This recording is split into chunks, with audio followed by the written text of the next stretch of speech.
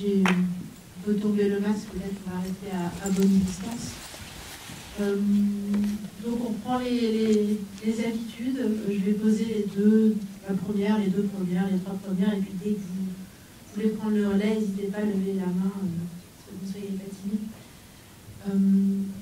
Je vais déjà demander une des singularités et des grandes forces du film est de faire de ce pays, de ce territoire, un personnage à part entière, puisque ça, même la question de transformer cette fiction en réalité est vraiment au cœur du film. La sorte de fiction de ce pays, à travers cet aéroport notamment. Est-ce que l'idée de mettre ce pays au cœur du film et de le mettre un peu sur une carte et d'en faire un personnage était une des idées à la jeunesse du projet, ou est-ce que c'est parti d'une autre chose? Oui, en fait, donc, je suis allée au Karabakh pour la première fois en 2009 et je ne croyais pas cinéaste, mais je me suis dit, ce territoire, il faut le raconter. Et je pense que c'est plutôt le Karabakh qui m'a poussé de faire le film sur le pays, donc c'est au cœur du projet. Après, toute la question était comment on le raconte dans la fiction, parce qu'en fait, le réel du pays, où il y a les espaces qui existent, les infrastructures, on se croit être un pays, et en même temps, le pays n'est pas reconnu, donc il n'y a aucune existence juridique, et même sur les cartes, il n'existe pas. Donc, comment raconter ces paradoxes dans un film de fiction? Et l'histoire peut être racontée à partir d'un endroit comme ça pour que le pays soit au cœur de ce récit. Et donc, quelques années plus tard, je faisais des allers-retours, je cherchais, je ne savais pas trop, déjà je ne savais pas comment écrire une fiction. Et donc, on a vu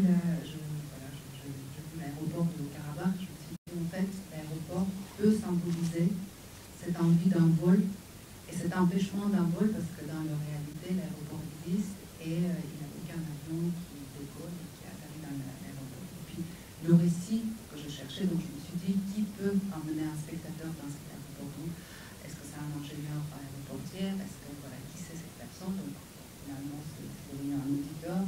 Il est arrivé dans l'aéroport. Donc, en fait, le récit est construit à partir de ce qu'il me semblait d'être l'essence de ce pays, l'envie d'un vol et l'empêchement.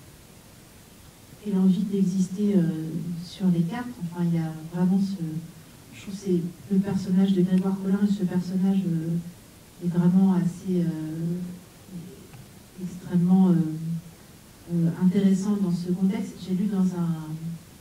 Parce qu'on ne sait pas grand-chose de lui, en fait. Puis il a ce métier que, bon, on ne connaît pas très bien, auditeur d'aéroport, moi je connais personne qui fasse ce métier. J'ai lu dans un entretien que tu avais demandé d'être poreux. Alors je ne sais pas si c'est le terme exact à ce moment-là. Je trouve ça vraiment intéressant parce que c'est ce personnage dont on ne sait pas grand-chose et qui, d'une façon, va soit absorber, soit se fondre dans le territoire. Et cette idée de porosité me plaît beaucoup et si tu pouvais développer la façon dont tu as travaillé avec lui là-dessus. Donc c'était important pour moi parce qu'en fait les Arméniens d'Arménie ou de Karabakh, en fait on sait très bien qu'est-ce que c'est le Karabakh. L'importance de faire la fiction et l'importance de raconter ça dans le cinéma, c'était d'amener ça à l'extérieur de ce lieu où on est quand même assez conscient de ce qui se passe là-bas.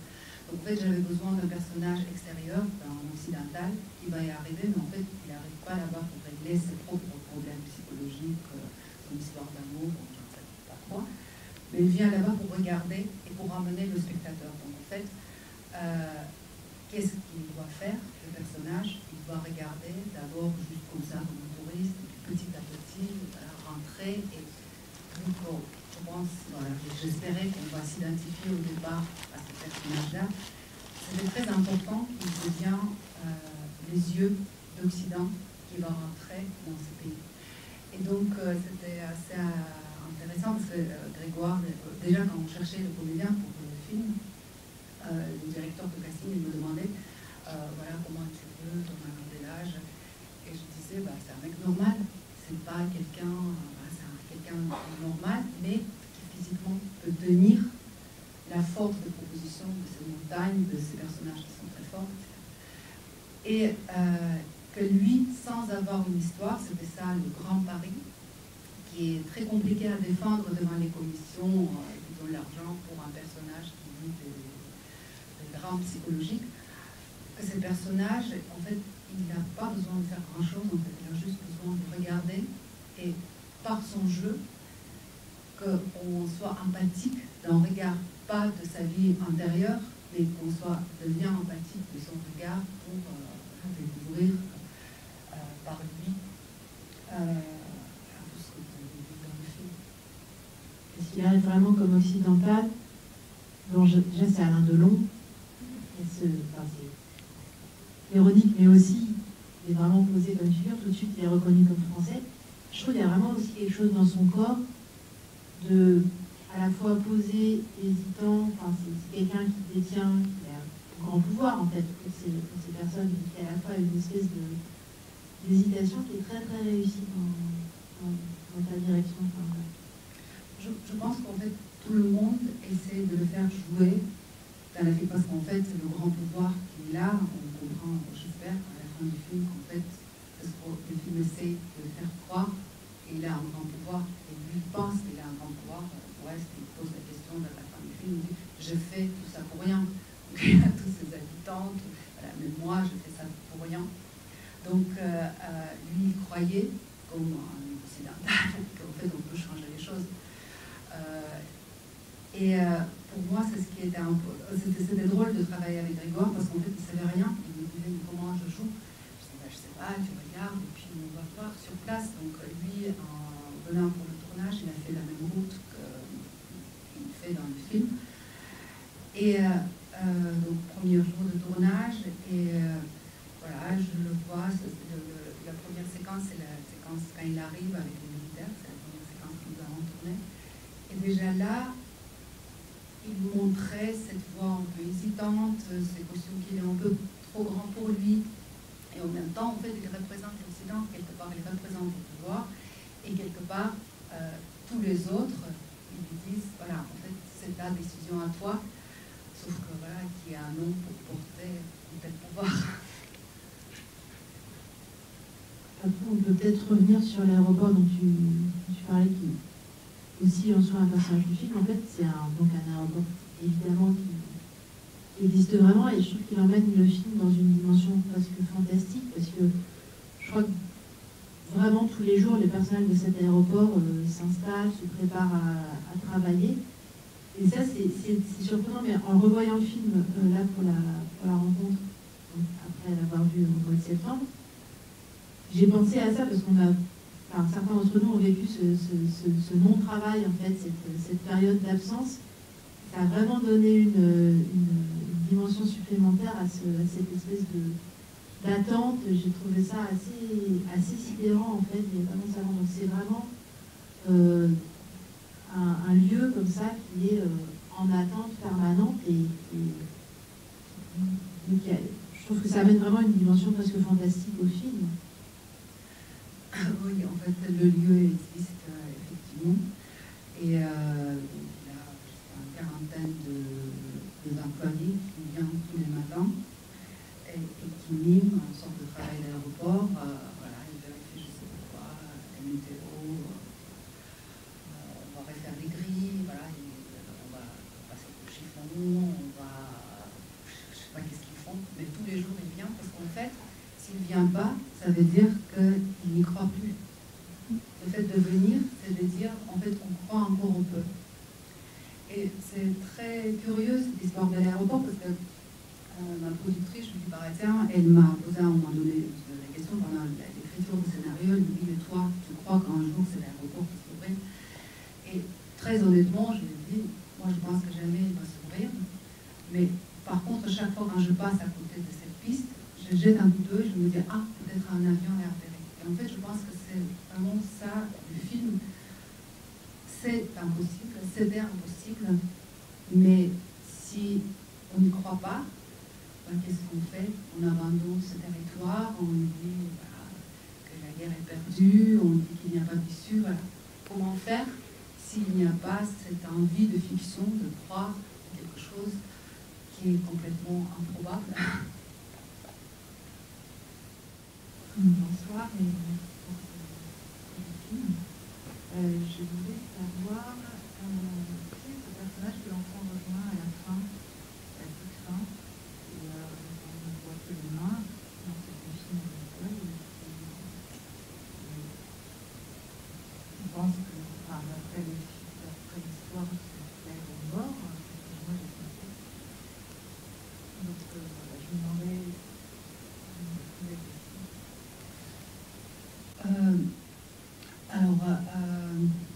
bon, c'était très important de raconter le film par une sorte de palette de personnages, un film polyphonique, donc chaque personnage raconte une sorte de vérité sur le pays. Et c'était clair pour moi que le film doit se terminer avec un envol, même s'il est complètement improbable. Et donc, dans l'écriture, je me suis posé la question, bon, je ne peux pas faire voler les avions, en fait, comment je fais cet envol? Et la deuxième ligne narrative dans le film est que les Arméniens, ils ont toujours été sur ces terres, c'est comme ça qu'il faut le tenir, que les Arméniens, ils ont toujours été sur ces terres et ils ont toujours cultivé les terres. Parce qu'en fait, d'avoir les terres sans les cultiver, ça ne sert à rien. Donc c'était important pour moi d'avoir cette image de moissonneuse-batteuse. Et là, je me suis dit, bon, c'est important que la moissonneuse-batteuse va sur la piste, parce qu'en fait, c'est ça. Donc le personnage en soi, c'est pas son frère, mais ça c'est pas son père, mais peut-être, pourquoi pas, ça peut être n'importe qui. Ça peut être un des autres personnages qu'on a vu. Il n'a pas une filiation voulue, mais ça représente un homme qui explique à un gamin comment s'envoler avec un tractopelle. Du coup, à propos de ce petit enfant, en fait, il y a une question qui m'a été soufflée par un de mes collègues, donc je vais la transmettre. Il n'est pas là ce soir, mais est-ce que une des sources d'inspiration pour ce personnage a pu être le film Le Coureur de Amir Naderi? C'est un film iranien avec un petit garçon qui a le rôle de porter de l'eau. Est-ce que c'est un des films que...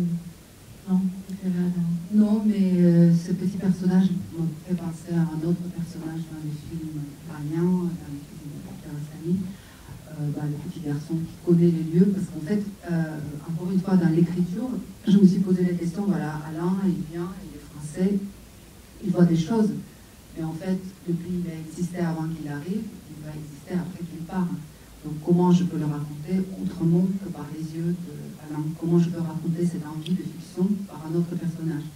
Et donc c'est là où il est né, le petit garçon. Et l'idée qu'il vende l'eau soi-disant magique, ça donnait, je trouvais, j'espérais, une autre façon de raconter cette croyance dans une fiction.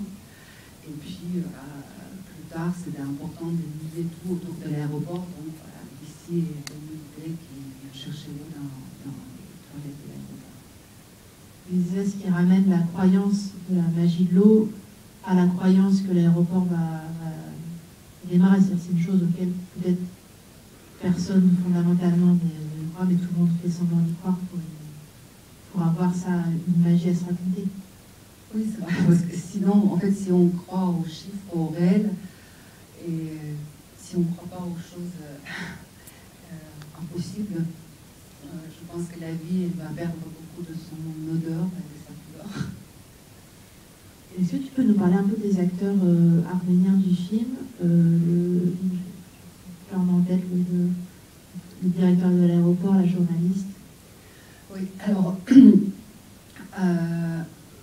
pendant 10 ans, je faisais des allers-retours avec le Haut-Karabakh. Donc, j'avais des amis, j'avais des gens très proches. Donc, David, avec Lauré Déchiqueté, c'était mon guide au Karabakh depuis 10 ans. C'est sa mère qui joue le rôle de la grand-mère, c'est pas du tout des acteurs. Ils jouent plus ou moins leur propre rôle. Mais sur les parties où il y avait beaucoup de paroles, je me suis dit c'est important de trouver les comédiens. Donc, c'est les comédiens arméniens d'Arménie. Et c'était important aussi qu'ils parlent arménien avec l'accent le dialecte de cet endroit. Donc en fait, le film il est très authentique dans le sens que, bon, là, vous, je pense que vous n'allez pas voir la différence, mais quand je le montre en Arménie, je ne vais pas rougir que voilà, il parle avec l'accent qui n'est pas vraiment de cet endroit-là. Donc il y a 4 comédiens, le directeur de l'aéroport, qui est surtout un comédien de théâtre et qui ne parle pas un mot de français, qui a appris phonétiquement les enregistrements, les dialogues que je fais pour lui, et qui a fait un travail assez extraordinaire.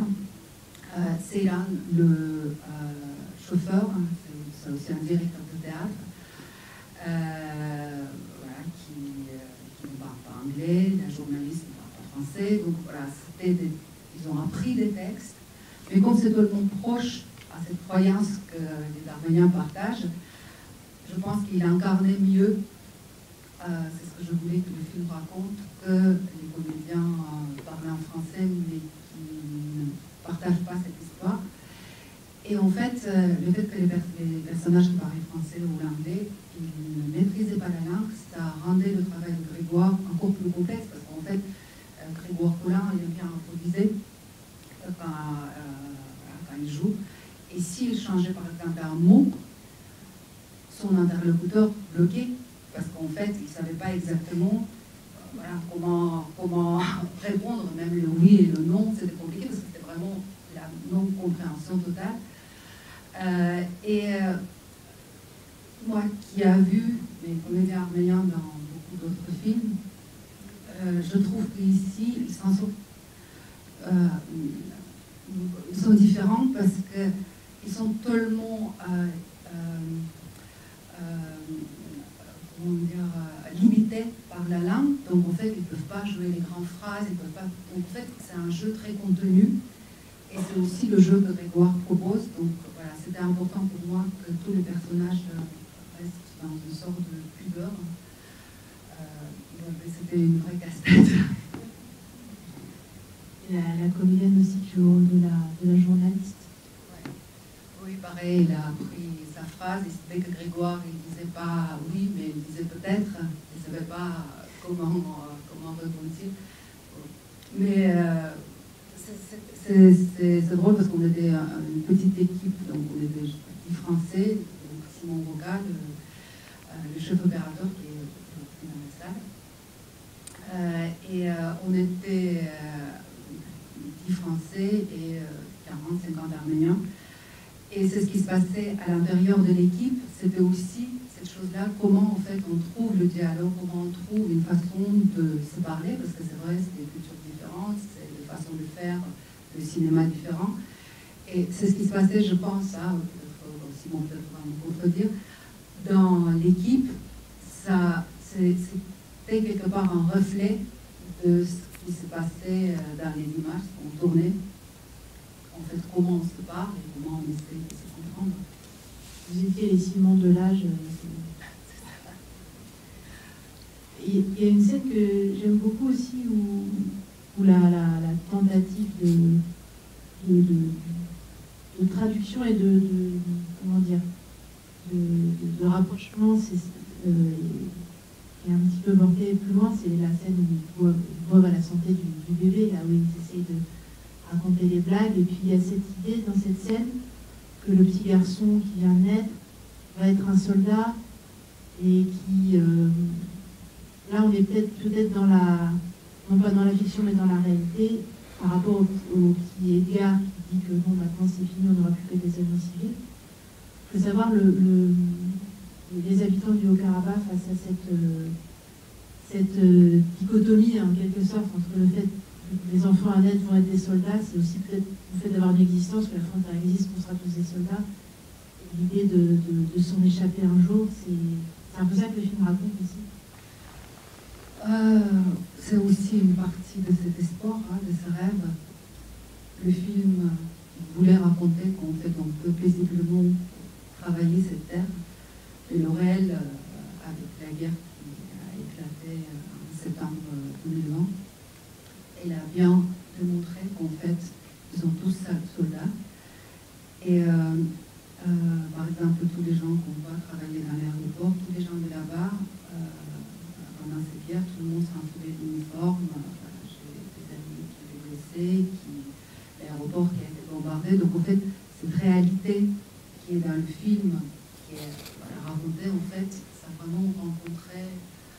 réalité moche militaire. Et il s'avère que c'était peut-être un beau rêve de croire qu'on peut cultiver les terres. Peut-être qu'en fait, il faut juste faire mettre les soldats et leur donner les armes dans les bras. Donc c'est extrêmement difficile d'admettre que ce que j'ai imaginé dans le film comme une belle proposition, comme une belle contre-proposition, c'est complètement utopique.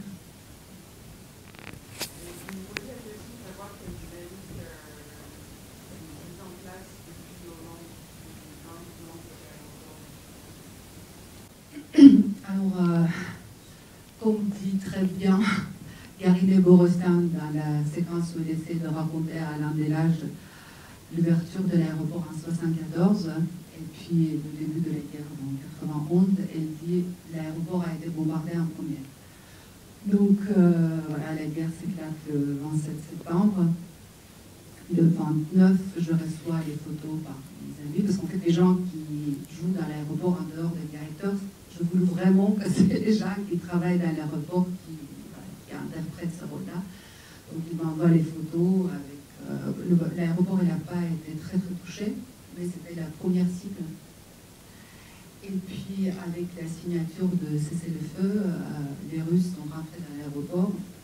Et depuis le mois de novembre, toutes les semaines, on lit dans les nouvelles, la semaine prochaine, l'aéroport va réouvrir par les Russes. Et c'est drôle, la première fois, je me suis dit, mais c'est dingue, l'aéroport va réouvrir. Et voilà, là, on est au mois de mai, et j'ai l'impression que je reviens en 2009, quand le directeur de l'aéroport, tous les ans, quand je venais au Karabakh, me dit, ah, mais l'année prochaine, tu viendras au Karabakh avec l'avion. En fait, ça continue. On me dit, voilà, l'année prochaine, la semaine prochaine, ça va s'ouvrir.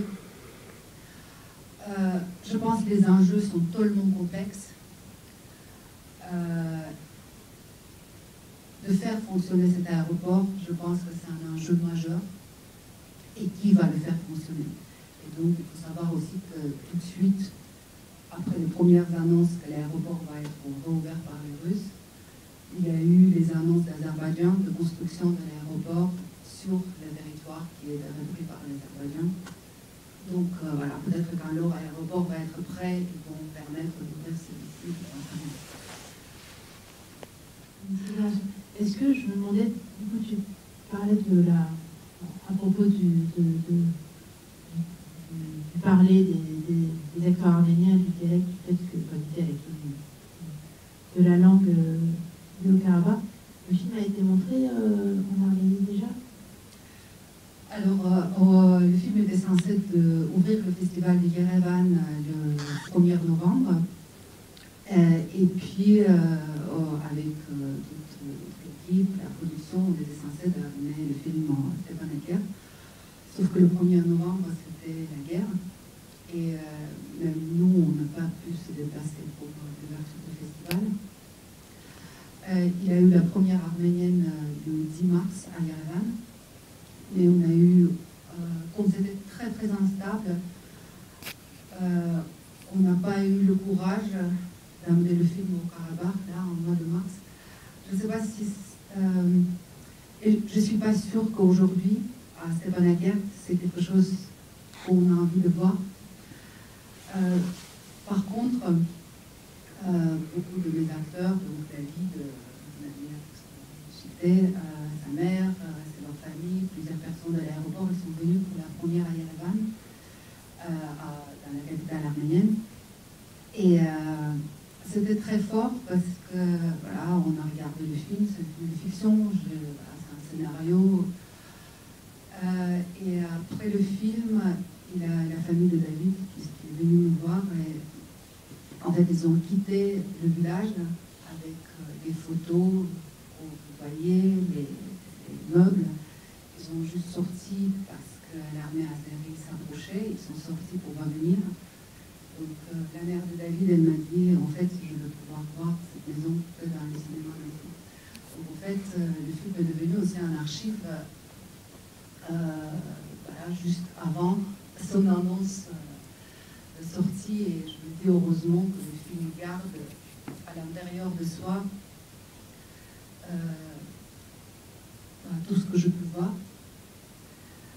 Et oui, c'est extrêmement préoccupant parce que c'est une grande responsabilité, mais je me dis, quand j'essayais de défendre le film et je disais je veux raconter cette terre que personne ne veut voir, ben peut-être quelque part nous avons eu raison de tenir compte et le reste, le film a fixé quelque chose dans un moment d'espoir et aussi dans un moment géopolitique qui n'est plus du tout le même aujourd'hui.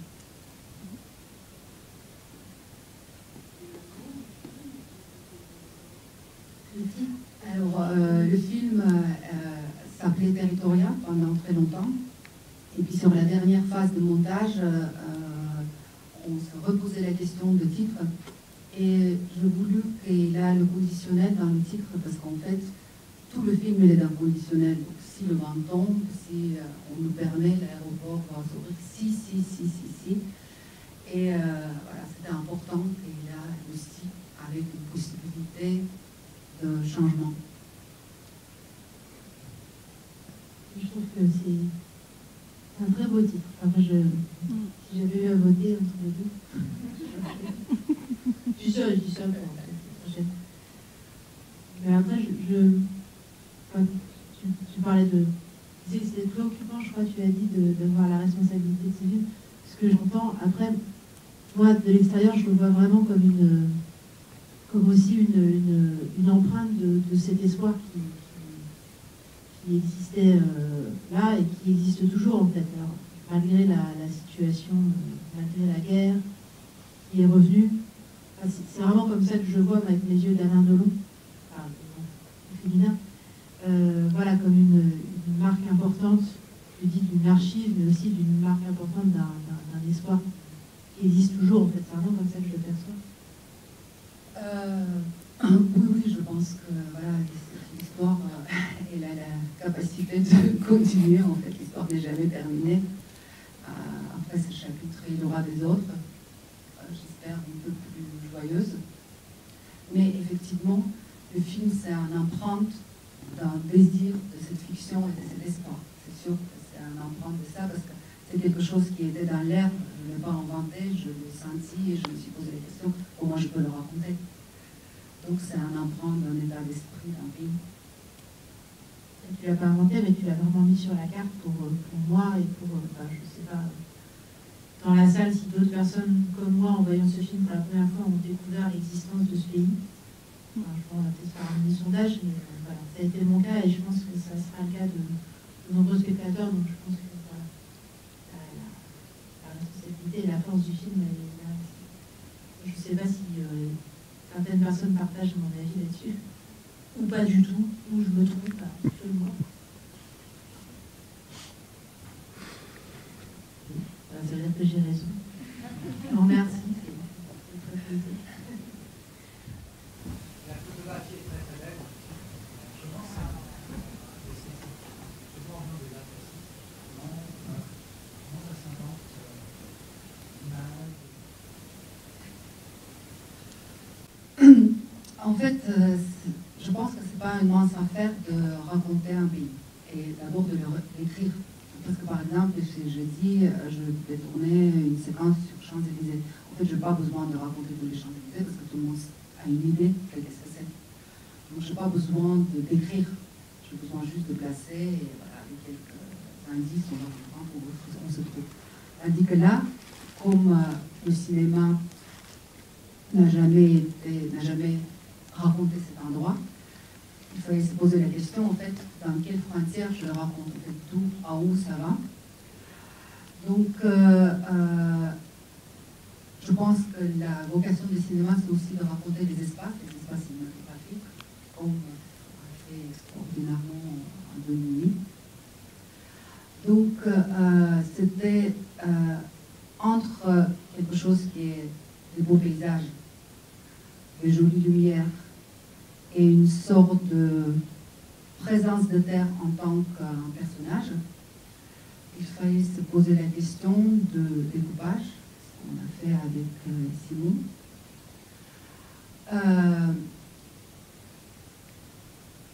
L'autre chose qui était importante, Alors, comme référence, par exemple, on a beaucoup parlé, je sais pas, de début de Renaissance italien, où il a un corps qui existe dans son environnement. Donc en fait, l'environnement, il est aussi important que le corps, comment ces va-et-vient se fait. Donc moi, je pense que c'est beaucoup la question de découpage. Je vais vous donner par exemple un petit exemple. Quand on rentre au Karabakh, on rentre avec les yeux d'Alain. Donc on voit à partir de la voiture les visages des filles. Et la première fois qu'on voit les gens, les militaires, la caméra suit Alain et c'est de son point de vue qu'on voit les militaires.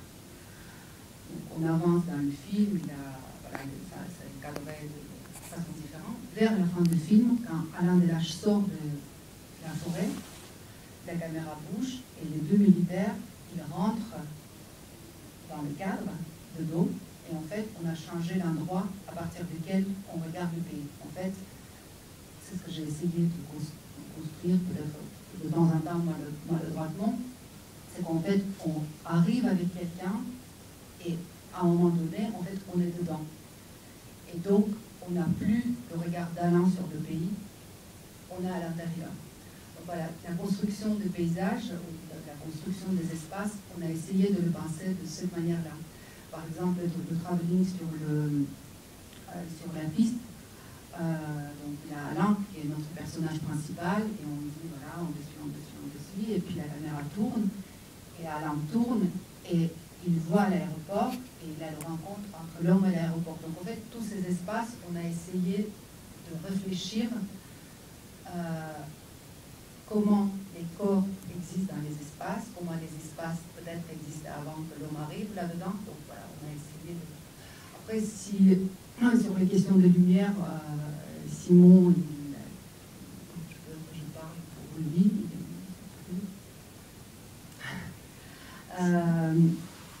Simon, il est très à l'aise avec les lumières naturelles, mais aussi avec les lumières intérieures. Donc, on a essayé de chercher les moments qui ne sont pas nécessairement très pittoresques, mais qui permettent et au corps, au paysage, d'exister dans le même cadre. Oui, bon, on a quand même fait un... C'est des questions qu'on se posait et on a essayé de répondre voilà, avec les choses techniques. Il y a une autre chose aussi très importante par rapport à la lumière. Dans le scénario, le film, c'est aussi un film colorimétrique, parce qu'on rentre dans le film, dans le brouillard, il fait gris, voilà, et puis quand il sort sur la piste, voilà, on voit le soleil couchant, la lumière s'élève, le reste du film il est très lumineux, et la fin c'était important pour moi que voilà, c'est le grisâtre et la pluie tombe. Donc voilà, ça a été aussi réfléchi par rapport à la météo. On peut dire film météo. Tu veux dire quelque chose? Mon regard, l'opérateur du film. En t'entendant parler, je pensais à deux choses. Je vais revenir après peut-être revenir après sur l'image et le territoire. Je pensais aussi au feu, qui est un moment de bascule dans le film, et le titre, si je m'entends, il est aussi en lien avec le feu, et parce que nous on se posait plein de questions. Ils font brûler, je ne sais pas si à un moment on voit la montagne qui brûle, ils font beaucoup de brûlage pastoral. Donc c'est un brûlage qui est fait de façon saisonnière pour purifier et fertiliser les sols. Et c'est à la fois un feu donc, qui amène la vie, et c'est aussi un feu qui peut représenter la guerre, le danger. Enfin, donc je pensais à ça, qui est vraiment un bascule, qui est vraiment aussi une évocation du titre. Et ensuite, par rapport au territoire, ce dont je me suis rendu compte en fait, avec Nora, c'est que la magie qui entourait ce territoire complètement inconnu, c'est presque Brigadoun. En fait, c'est un territoire qui n'apparaît nulle part, qui est complètement inconnu, et il y absolument merveilleux. Enfin, en termes de géologie, en termes de couleurs, pour un chef opérateur, c'est extraordinaire. C'est-à-dire que c'est vraiment extrêmement émouvant de découvrir dans les yeux de Mourad. Et puis ensuite, il y a des couleurs, c'est noir, au moment c'est complètement doré. Moi j'étais fasciné, c'était extrêmement fascinant, j'étais émerveillé. Donc après, il a s'agi de se saisir de cet émerveillement et d'arriver à le capter. Mais c'était pas difficile, c'était très, comment dire, enthousiasmant. Je ne sais pas si j'ai répondu à votre question. Je pense qu'on savait les couleurs, on savait plus, mais en fait, comme on dit, il faut avoir un arménien, on dit il faut garder les yeux ouverts. Par exemple, la séquence où on voit les collines complètement noires, j'ai eu à un moment donné une question dans la salle, vous avez brûlé la moitié du pays. Et donc, effectivement, c'était, je sais pas, un 5e jour de tournage, on tournait quelque chose d'autre, et en fait, ils ont brûlé une grande partie, et donc on a la pause déjeuner, et j'étais à Simon, je dis, qu'est-ce que ça te dit? On va filmer ces choses brûlées, je ne sais pas comment ça va être dans les films, mais je pense qu'il faut y être. Et donc, on a aussi réagi, on n'a pas suivi que à la lettre ce qui était écrit dans le scénario, mais on a aussi été mobile et flexible pour rattraper quelque chose que le paysage ou l'endroit nous proposait, comme ces champs brûlés qui étaient super, parce qu'en fait, si ce n'était pas fait par les habitants, j'aurais pas pu brûler la moitié du pays. Là, on montre que c'était possible de brûler la moitié du pays et personne n'a bougé, mais on n'a pas fait ça, nous. C'était un cadeau du Haut-Karabakh pour le film. Alors, je vous signale qu'il est 20h50 et que selon les films gouvernementales, peut-être on ne va pas prendre 2 dernières questions, en fait. Je vous remercie beaucoup, tous les deux, Nora, Simon. La dernière, ça fait un peu un groupe, c'est pas ma faute. Merci à l'équipe charismatique qui nous a fait confiance pour cette rencontre. Je vous souhaite une très très bonne soirée à tous et à toutes. Merci d'être restés jusqu'à la presque fin du couvre-feu et à très bientôt.